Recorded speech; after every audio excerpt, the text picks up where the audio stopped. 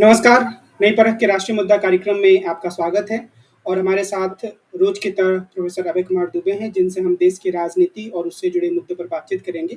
लेकिन प्रोफेसर दुबे से बातचीत को आगे बढ़ाने से पहले मैं सभी दर्शकों से यह निवेदन करूँगा कि वो नई परख को सब्सक्राइब करें और उसको ज़्यादा से ज़्यादा लोगों तक पहुँचाने में हमारी मदद करें।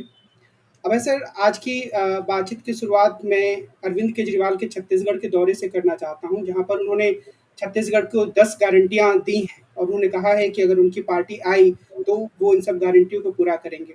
तो आप आम आदमी पार्टी के संदर्भ में उनकी इस घोषणा को और छत्तीसगढ़ में पैर जमाने की उनकी इस कोशिश को कैसे देखते हैं? देखिए, आम आदमी पार्टी राष्ट्रीय पार्टी बन गई है। चुनाव आयोग ने उसे राष्ट्रीय पार्टी का दर्जा दे दिया है। तो अब उस दर्जे को बनाए रखने के लिए नए-नए क्षेत्रों में उसे अपना विस्तार करना है। और विस्तार करने का यही तरीका होता है कि आप विधानसभा चुनावों में हस्तक्षेप करें जगह-जगह।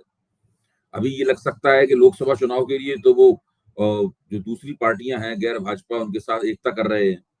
ज़ाहिर है कि लोकसभा चुनाव में तो वो गठजोड़ की तरफ जाएंगे, लेकिन विधानसभा चुनाव में हस्तक्षेप करके वो ये कोशिश करेंगे कि सभी जगह उन्हें कुछ न कुछ वोट प्राप्त हों।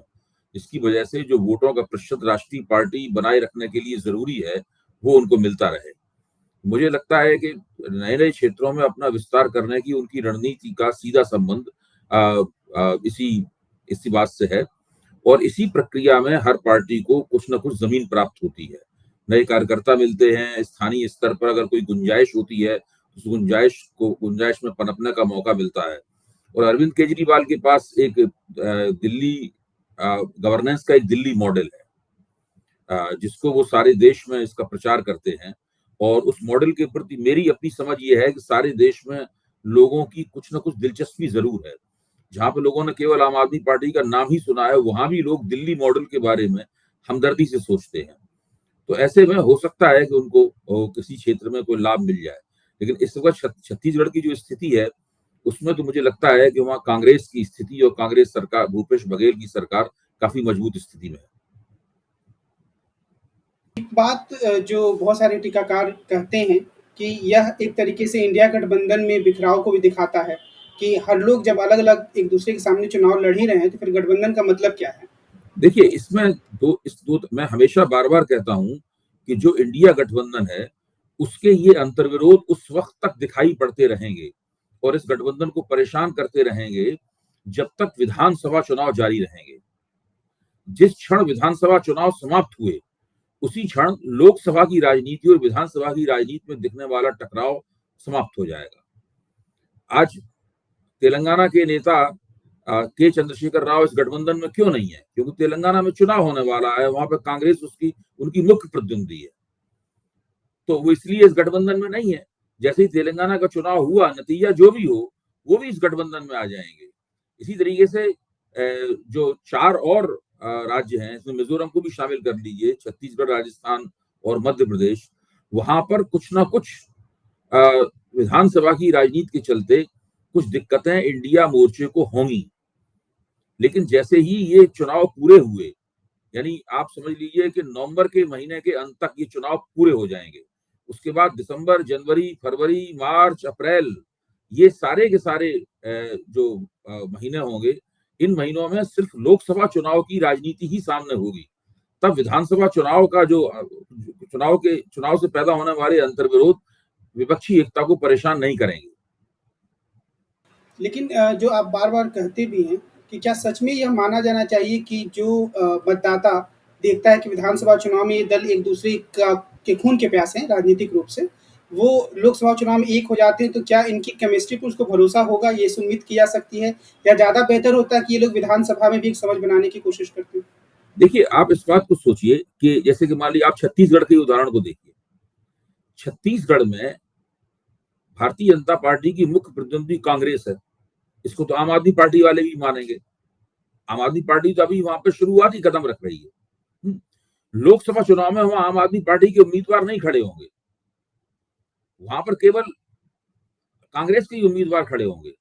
तो वहां पर चुनौती कांग्रेस के सामने होगी कि वो भाजपा को करारी टक्कर दे। और छत्तीसगढ़ की राजनीति का इतिहास भी यही है कि कांग्रेस और भाजपा के बीच में टक्कर होती रही है। पिछले चुनाव में जबकि भाजपा ने कांग्रेस का सुपड़ा साफ कर दिया था, विधानसभा चुनाव जीतने के बावजूद, तब तो वहां कोई आम आदमी पार्टी नहीं थी कांग्रेस को परेशान करने के लिए। तो जो राजनीतिक शक्तियों का जो बंटवारा है पूरे देश में, वो बंटवारा कुछ इस किस्म का है कि उसमें 1, 2, 3, 4 प्रांतों को छोड़कर बाकी सभी जगहों पर भाजपा का प्रतिद्वंदी कौन होगा ये लगभग पहले से तय है। देखिए 188 से लेके और 190 195 तक की सीटें ऐसी हैं जहां पर भाजपा की मुख्य प्रतिद्वंदी कांग्रेस है। वहां पे किसी दूसरी पार्टी के होने ना होने का कोई खास फर्क नहीं पड़ता, और जो इंडिया गठबंधन के प्रभाव में तो दूसरी पार्टी शायद वहां पे अपना उम्मीदवार खड़ा करेगी भी नहीं। उसके बाद में पूरे दक्षिण भारत में भाजपा ही बहुत कमजोर स्थिति में है। पिछली बार उसने तेलंगाना में 4 सीटें जीती थी और कर्नाटक में बहुत अच्छे परिणाम उसने हासिल किए थे। लगभग उन्होंने कांग्रेस का और दूसरी दलों का सुपड़ा साफ कर दिया था। लेकिन इस बार इन प्रदेशों में भी भाजपा को बहुत कड़ी टक्कर का सामना करना पड़ेगा। उसके लिए बहुत मुश्किल है कि उन परिणामों को दोबारा दोहरा सके, और कांग्रेस ही कर्नाटक में उसकी मुख्य प्रतिद्वंदी है। तो मुझे नहीं लगता कि दक्षिण भारत में इंडिया गठबंधन को वो सीटों के तालमेल में किसी किस्म की दिक्कत का सामना करना पड़ेगा। या और उत्तर प्रदेश में समाजवादी पार्टी मुख्य ताकत है। बहुजन समाज पार्टी धीरे धीरे अपनी राजनीति करने की शैली के कारण और मायावती के अजीबोगरीब रवैये के कारण होड़ से धीरे धीरे बाहर होती जा रही है। बशर्त मुझे नहीं पता कि वो बीच में ऐसा कोई काम करेगी जिससे वो होड़ में वापस दिखाई दे। कम से कम अभी कोई भविष्यवाणी इस बारे में नहीं की जा सकती। तो वहां पर कांग्रेस को समाजवादी पार्टी की बहुत ही जूनियर पार्टी के तौर पर लड़ना होगा। उसे 5 सीटें मिलेंगी या 5 के आसपास कुछ सीटें मिल सकती हैं ज्यादा से ज्यादा। तो ऐसी स्थिति में वहां भी कोई मुझे नहीं लगता कि गठजोड़ में कोई दिक्कत होगी। गठजोड़ में परेशानी आएगी, दिल्ली में आएगी परेशानी, पंजाब में परेशानी आएगी। पंजाब में कांग्रेस ने पिछली बार अच्छा प्रदर्शन किया था, तो वहां पर परेशानी आ सकती है क्योंकि आम आदमी पार्टी ने पंजाब में बहुत जबरदस्त विधानसभा में जीत हासिल की थी। तो उन 2 सीटों के, तो इस तरह कुछ जगहों पर कुछ परेशानी होगी, लेकिन बाकी जगहों पर कोई ऐसी परेशानी नहीं होगी और विपक्ष भाजपा के उम्मीदवारों के खिलाफ अपनी एकताबद्ध इमेज पेश कर पाएगा। एक बात जो बार-बार सामने आती है कि जो मतदाता खासतौर पे जिन राज्यों में भाजपा मौजूद है और बहुत मजबूती से है, वहाँ पर भले ही विधानसभा चुनाव में उसको वोट थोड़े कम मिलते हैं, लेकिन लोकसभा चुनाव में कम से कम 2 लोकसभा चुनाव में ऐसा हुआ कि वो वोट मोदी के नाम पर बहुत ज़्यादा हो जाते हैं। तो क्या आपको लगता है कि इंडिया गठबंधन के पास इसकी कोई तोड़ अभी दिखती है या भविष्य में वो आसाम इसका विकास कर देखिए, पाएँगे? ये जो लोकसभा का मोदी मैजिक है, ये तो वक्त ही बताएगा कि ये तीसरी बार भी कामयाब होगा कि नहीं होगा। यहीं पर विपक्षी एकता का और जो विपक्ष ने गठजोड़ बनाया है उसकी चुनौती है। उस मोदी मैजिक के मेरे ख्याल से सबसे बड़ी वजह ये थी कि जनता के सामने ऐसी कोई शक्ति थी ही नहीं जिसको वोट देने के बारे में लोग सोचकर ये समझ सकें कि ये लोग सरकार भी बना सकते हैं। मोदी के विरोध में जितनी भी ताकतें थी बहुत बिखरी हुई थी, तो जितना भी भाजपा विरोधी वोट था वो टूट जाता था कई खंडों में। अब इस छवि को इंडिया मोर्चे की जिम्मेदारी है कि वो इस छवि को बदले, और अभी उसके पास इतना समय है, 7-8 महीने हैं। इन महीनों में वो एक ऐसी छवि प्रोजेक्ट करे जिससे लगे कि लोकसभा में भाजपा के विरोध में अगर कोई उसके उम्मीदवारों को वोट देता है तो इस प्रतीति के साथ वोट दे, एहसास के साथ वोट दे कि वो लोग सरकार बना सकते हैं। तो आप वैसे मान लीजिए कि पिछले लोकसभा चुनाव में समाजवादी पार्टी और बहुजन समाज पार्टी के बीच में उत्तर प्रदेश में एक गठजोड़ हुआ था। तो कागज पर वो गठजोड़ बहुत शक्तिशाली था, लेकिन वहां स्थिति ऐसी थी कि जो भाजपा के खिलाफ जो वोट देने वाले थे उनके भी समझ से ये बाहर थी कि ये लोग सरकार बना पाएंगे कि नहीं बना पाएंगे। अब अगर उत्तर प्रदेश में कोई गठजोड़ होता है और पृष्ठभूमि में एनडीए जैसा मोर्चा होता है, उसका एक साझा राजनीतिक कार्यक्रम होता है, कॉमन मिनिमम प्रोग्राम होता है, तब फिर एक नया नजारा बनेगा, एक नई तरह की स्थिति बनेगी। दूसरे, इस वक्त मोदी सरकार के खिलाफ 10 साल की एंटी इनकम्बेंसी है। हालांकि उस एंटी इनकम्बेंसी को पलटने के लिए उन्होंने बड़े जबरदस्त प्रयास करना शुरू कर दिए हैं। 15 अगस्त के उनके भाषण में उसकी झलक दिखाई पड़ती है। आपने देखा होगा कि उन्होंने एक विश्वकर्मा योजना घोषित की थी 13,000 करोड़ रुपए की लागत से, और उन्होंने 1-2 दिन बाद ही जो केंद्रीय कैबिनेट थी उसने उसको मंजूरी दे दी। इस योजना के जरिए वो जो कारीगर जातियां हैं, समझा जाता है जिनकी संख्या मतदाताओं में 25 से 30% के आसपास है, उन कारीगर जातियों को अपने साथ स्थायी रूप से जोड़ना चाहते हैं। वो पहले से ही भाजपा की तरफ झुकी हुई है। 2014 के बाद जितनी भी राजनीति हुई है उसमें जो पिछड़े वर्ग का जो कारीगर वाला हिस्सा है, जो संख्या की दृष्टि से उतना ही बड़ा है जितना बड़ा किसान जातियों वाला हिस्सा है, लेकिन छोटी छोटी बिरादरियों में बटे होने के कारण वो लोग छितरे हुए हैं और निष्प्रभावी हैं। भाजपा उन सबको जोड़कर एक मंच पर लाना चाहती है और वो चाहती है कि ये हमारा, जिस तरह ऊंची जातियां हमारी स्थायी वोटर हैं, उसी तरीके से ये जातियां भी हमारी स्थायी वोटर बन जाए। प्रधानमंत्री का ये जो वक्तव्य है, ये आश्वासन जो है विश्वकर्मा योजना वाला, इसको हमें रोहिणी कमीशन की रिपोर्ट के साथ जोड़कर देखना होगा। आप देखिए, जैसे ही रोहिणी कमीशन ने अपनी रिपोर्ट दर्ज की, ये योजना पेश करते हुए प्रधानमंत्री नजर आए। मेरा तो सीधा मानना यह है कि ये दोनों चीजें आपस में जुड़ी हुई हैं। अब ये राजनीति में किस तरीके से अपने आप को अभिव्यक्त करेंगी, वोटों की गोलबंदी पे इसका असर क्या होगा, इसके ऊपर हमें अपनी नजर टिकाए रखनी होगी। रोहिणी कमीशन की रिपोर्ट और उसके साथ में विश्वकर्मा योजना, साथ में प्रधानमंत्री वो एक लखपति दीदी वाली योजना भी लेके आए हैं।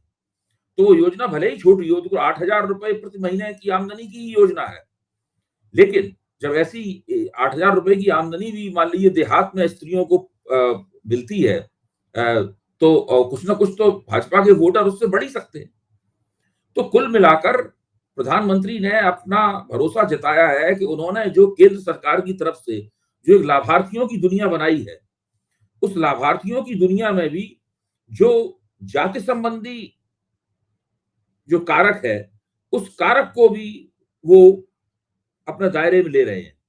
यानी जो सब्सिडी का ट्रांसफर होगा, चाहे वो कर्ज के रूप में हो, सस्ते कर्ज के रूप में हो, चाहे वो लखपति दीदी के रूप में 8,000 रुपए महीने की आमदनी के रूप में हो, जो सब्सिडी का ट्रांसफर होगा, वो सब्सिडी का ट्रांसफर बड़े टारगेटेड रूप में करने की उनकी योजना है। इसके बरक्स क्या हम ये देख सकते हैं कि जो इंडिया गठबंधन की पिछड़ी जातियों के नेता हैं वो कुछ कोशिश कर रहे हैं? क्योंकि पिछली बार आपने कहा था कि वो एक तरीके से उनको कोशिश करनी होगी, लेकिन क्या ऐसी कोशिश करते हुए दिख रहे हैं क्या? देखिए, जो इंडिया गठबंधन के अंदर जो पिछड़ी जातियों के नेता हैं, वो मुख्य तौर पर किसान जातियों के प्रतिनिधि हैं और दबदबे वाली और संख्या बल में मजबूत और जो लंबे अरसे से सत्ताधारी रही हैं, ऐसी जातियों के प्रतिनिधि हैं। जब इन जातियों के हाथ में सत्ता होती है, तो वो कम से कम मुझे नहीं लगता कि वो जो ये कारीगर जातियां हैं, इनको अपने साथ लेने की कभी कोई कोशिश करते हो। अनिल कुमार वर्मा ने 2017 के चुनाव का विश्लेषण करते हुए एक इलेक्टोरल इम्पैक्ट फैक्टर तैयार किया था। इस इलेक्टोरल इम्पैक्ट फैक्टर में ये जातियां मिलकर एक इंडेक्स बनाती थी जीत का, और जब ये ऊंची जातियों के साथ मिल जाती थी, तो एक बहुत ही भारतीय जनता पार्टी को इनकी वजह से एक बहुत जबरदस्त बढ़त प्राप्त होती थी। और भाजपा जो 3 जात के खिलाफ सब जात का नारा देती थी, उस नारे में इस पहलू ने बहुत जबरदस्त योगदान किया है।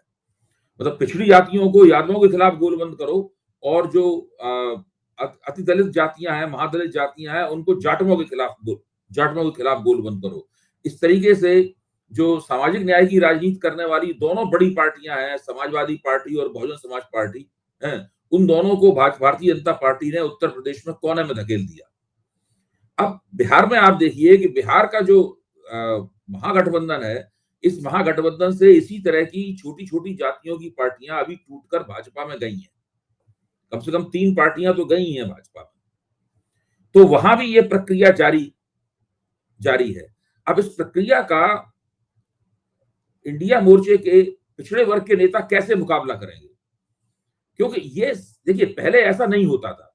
पहले जो कारीगर वर्ग की जातियां थी, वो जातियां भी मान लेती थी कि भाई मुलायम सिंह ही हमारे नेता हैं, लालू यादव भी हमारे नेता हैं, और वो उनको समर्थन देती रहती थी। उनके कुछ वोट बिखर जाते थे, कुछ वोट नहीं पड़ते थे, बाकी वोट जो भी पड़ते थे इन्हीं लोगों को पढ़ते थे। अब उन वोटरों के लिए बाकायदा प्रतियोगिता जारी है। नीतीश कुमार के प्रति इन जातियों के वोटरों के मन में काफ़ी हमदर्दी रही है। और लेकिन जब से वो इनके साथ जुड़े हैं, तेजस्वी यादव के साथ जुड़े हैं और तेजस्वी यादव को अपना उत्तराधिकारी उन्होंने घोषित किया है, तब से इस मसले में थोड़ी समस्या पैदा हो गई है और वो जातियां अब नीतीश कुमार को उस निगाह से न देखकर भारतीय जनता पार्टी में अपना रास्ता अपना मुकाम तलाश करने की कोशिश कर रही हैं। आज इंडियन एक्सप्रेस में एक खबर एक और व्याख्या है इसकी, ये जो बहुत छोटी जातियां हैं, जो कुल मिला दिया है आपस में तो बहुत बड़ी संख्या बन जाती है। इन लोगों को लगता है कि जो जाति आधारित सामाजिक न्याय की पार्टियां हैं, इनसे हमारा काम नहीं चलेगा। हमें कुल मिलाकर जो किसी एक जाति की पार्टी नहीं है, एक ऐसी राष्ट्रीय पार्टी जैसे कांग्रेस है, कांग्रेस भी इसी तरह की पार्टी है, भाजपा भी इसी तरह की पार्टी है, वो किसी एक बिरादरी की पार्टियां नहीं है। ये मैं समझता हूँ आम आदमी पार्टी भी इसी तरह की पार्टी है, जो किसी एक बिरादरी की पार्टी नहीं है। तो इस प्रकार की जो कारीगर जातियां हैं, वो ऐसी पार्टी को ज्यादा पसंद करने लगी हैं जो कि एक बिरादरी की पार्टी नहीं। अभी चूंकि भाजपा सत्ता में है और भाजपा का बड़ा प्रभुत्व है, बहुत दबदबा है भाजपा का राजनीति के ऊपर, तो ज्यादा रुझान भाजपा को पसंद करने की तरफ होता है। अगर भाजपा का रुझान थोड़ा कम हो तो फिर इन जातियों को आम आदमी पार्टी और कांग्रेस भी अपनी तरफ खींचने की कोशिश कर सकती है।